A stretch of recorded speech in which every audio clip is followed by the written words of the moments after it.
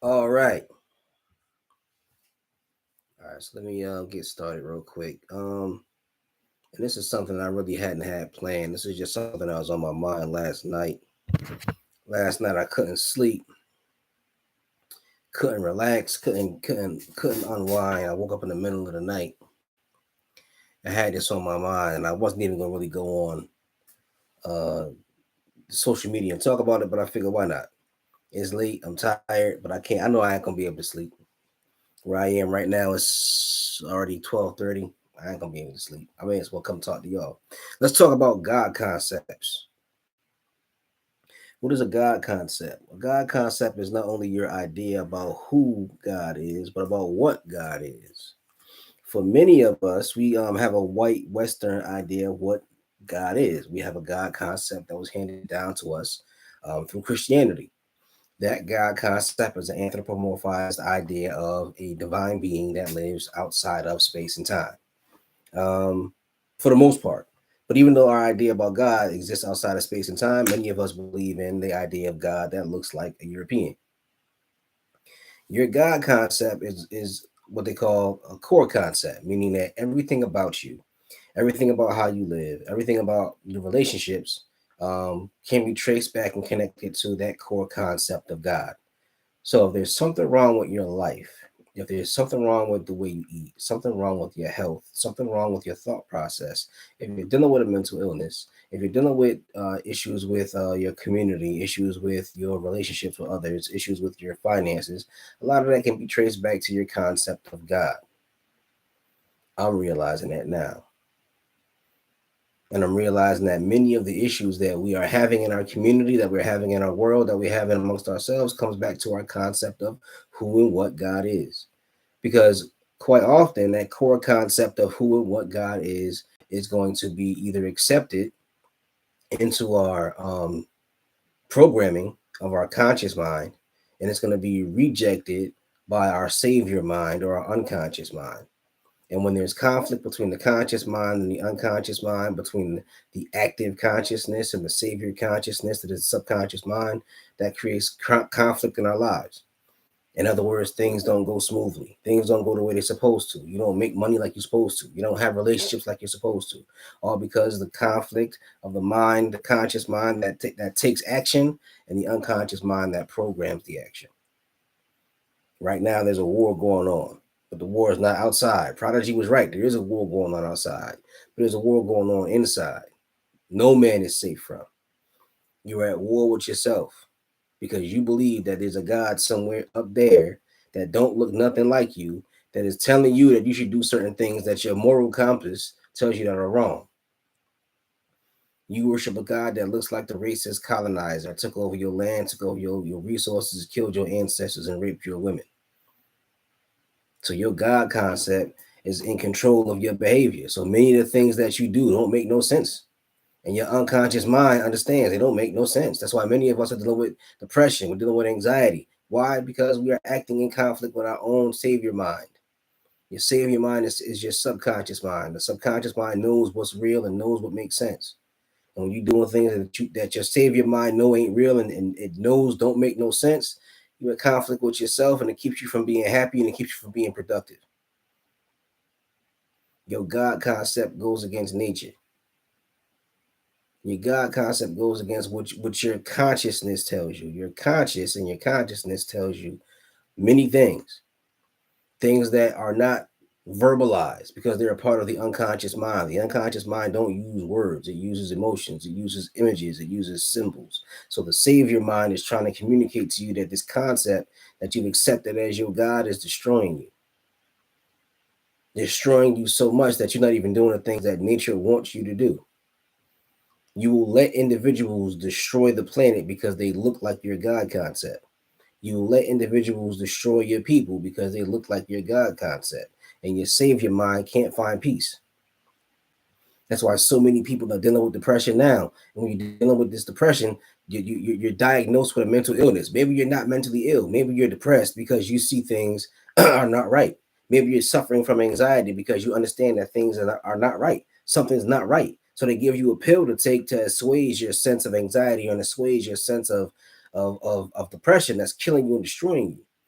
Maybe that depression is what you need. Maybe that anxiety is what you need because it's going to propel you to take some kind of action. We've been pacified. Dissatisfaction is supposed to propel you to take some kind of action, but you've been pacified. You know what I mean? Pacified. When a baby is upset, you give them a pacifier because the pacifier will calm them down. You don't have to give them anything. You don't have to change anything. You just give them the pacifier. Same thing with alcohol. We as grown men, a lot of us, myself included, when I was unhappy and dissatisfied, I would drink. Unhappy and dissatisfied, let me pop a pill.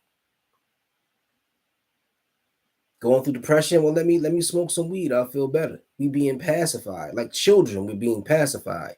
A man is called to action by his dissatisfaction. You ain't happy, you take action. Our ancestors took action. They fought. We stopped fighting because of our God concept, which is programming us to behave in a particular way. So you'll sit back and watch somebody destroy your family and not say a word. You'll sit back and you'll watch somebody try and teach your children about all kinds of disgusting sexual acts. You'll sit back and you won't say a word because your God concept is telling you that you can't do nothing. And your savior mind, your unconscious mind is trying to tell you that something ain't right, that you should stand up, that you should fight. But you've been programmed by this weak God concept, by this fake European God concept. So you'll sit back and watch the whole world be devoured by pedophiles and psychopaths and not say a damn word.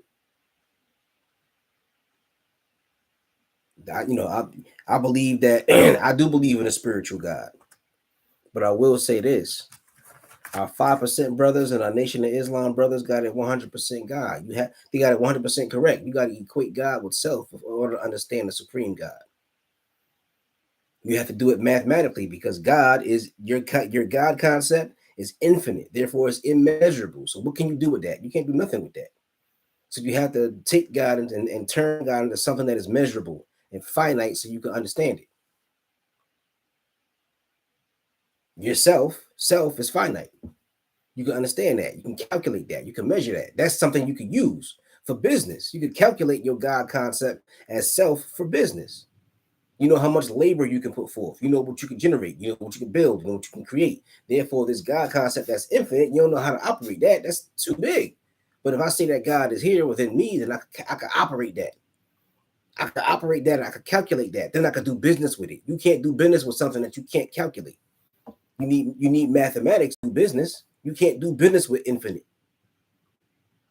You can't do business with something you can't grasp and hold on to. So our Nation of Islam brothers, our Nation of Gods and Earth brothers, they had it right. You got to see God as self. Now, I still do believe in a spiritual God that's beyond all of that, of course. But I can't understand what I can't see, touch, and hold. Therefore, that God concept, I have to see it and measure it within corporeal time and space. I exist in corporeal time and space. My physical body exists in corporeal time and space. So I have to implement that into my physical three-dimensional time and space until such time where I can grasp the infinite. So you have to calculate God mathematically. How? With I use the term God self unit.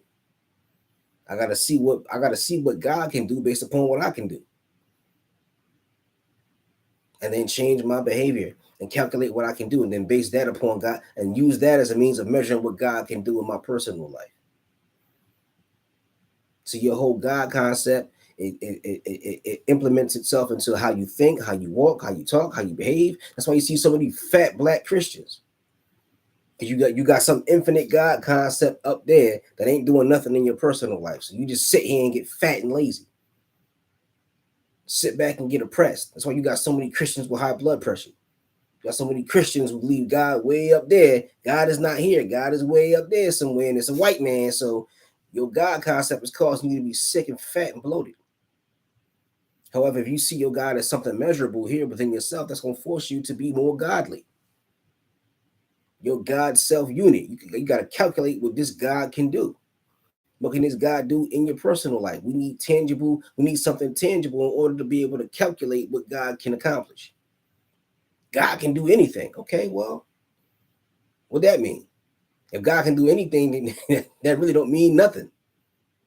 But if you can specifically say that, okay, God can help you to lose weight, make more money, work harder, build something, improve your community. That's measurable. And you can measure that by measuring your own capacity, measuring your own skill.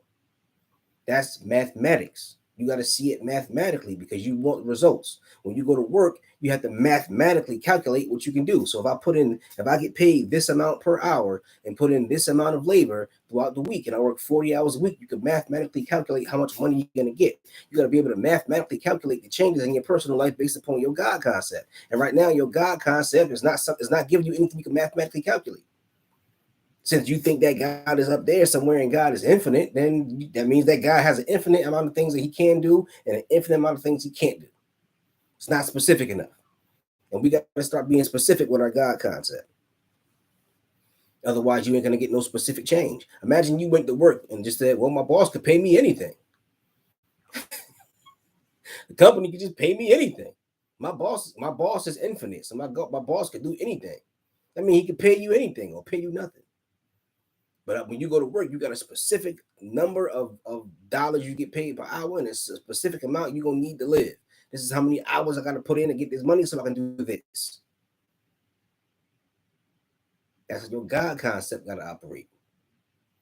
Your savior mind, your unconscious mind knows that this wacky God concept that you got ain't going to work. That's why your life is falling apart. You believe in God, you believe in God, and your life going to fall apart. You going to sit back and just let it fall apart? What kind of belief is that? What's the point of having a spirituality if it's not doing nothing for your spirit? How you know if it's doing something for your spirit? Well, look at your life. If your life falling apart, your spirituality is useless to you. That's why you need a report card for your religion. If you got a religion, your religion should be adding something to your life. Adding something. We're back to mathematics again. You got a God concept and you think you got a belief in God and you don't expect nothing? But you think God is all powerful, but you don't expect nothing to change in your personal life? That's weird as hell. What the fuck kind of God concept is that? What kind of God concept is that? You're gonna need a God concept that has gonna have measurable results in your physical existence. Physical existence, not in the hereafter. Right here, right now. What's the point of having a God concept if you can't make no money with it? You can't build nothing with it. Your kids can't eat that God concept. So your God concept is useless. It's incalculable, intangible. If you got an intangible concept of God, you're gonna have an intangible amount of results. Who the hell want intangible results? Well, I got results, but you can't see them. What the fuck is the point of that? Boy, better get you a tangible God concept. And of course, I'm not knocking nobody who believes in a spiritual God. I believe in a spiritual God. But what is spirit? Spirit animates the body. Therefore, you got to measure the results of God by the physical world, by the physical results in your body. It's the only way. What's the point of believing in some God concept and God is eternal up there in outer space and he ain't doing nothing in your life? But you think somewhere at some point this God is going to do something. What are you talking about? You got to be real specific with God. If you're going to be real specific with God, you got to be real specific with the results.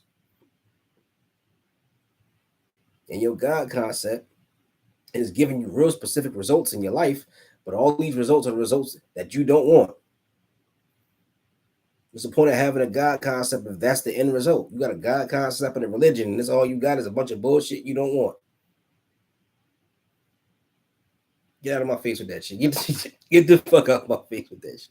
I don't want no God who ain't gonna do nothing. That's the point. You believe that God is gonna either A, do nothing, or B, say hell. What kind of options are those? Your God concept has to be measurable. Even though I believe in a spiritual God that's infinite, but you got to be able to measure the results in your personal life. You got to be able to measure it. How you gonna measure it? By giving it a physical mathematical unit, and that mathematical unit is you. Self. God, self, unit. Take that, calculate that, measure that. What can you do? That's how you can calculate what God is going to do in your personal life. What can you do in your personal life? Mathematically calculate that. And there you go.